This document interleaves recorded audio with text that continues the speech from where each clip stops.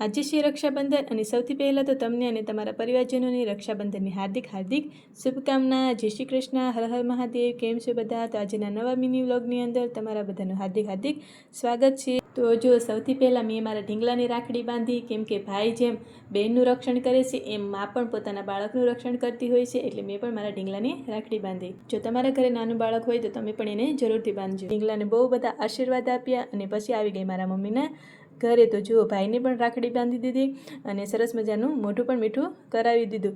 અને પછી ઘરે આવીને મારે બનાવવાના હતા ભજીયા અને ભાજી ખૂટવાની મને બહુ આળસ આવતી હતી, એટલે આ બધી જો નાની છોકરીઓ મારી મદદ કરવા માટે આવી ગઈ।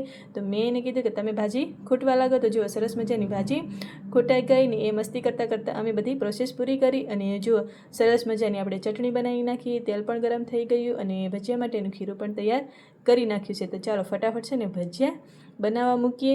અને જો આ બાજુ છે ને ઢીંગલાને એની બેન રમાડે છે, જે કે મારી બેનની છોકરી છે। તો એને છે ને અહીંયા આવવાની બહુ મજા આવે અને ઢીંગલાને પણ એની સાથે રમવાની ખૂબ જ મજા આવે। તો જુઓ, બંને છે ને મસ્તી કરે છે અને ઢીંગલો તો છે ને મારો હસીને પડી ગયો। તો કાંઈ નહીં, હાલો આ બાજુ આપણે ભજીયા ફટાફટ બનાવી નાખીએ।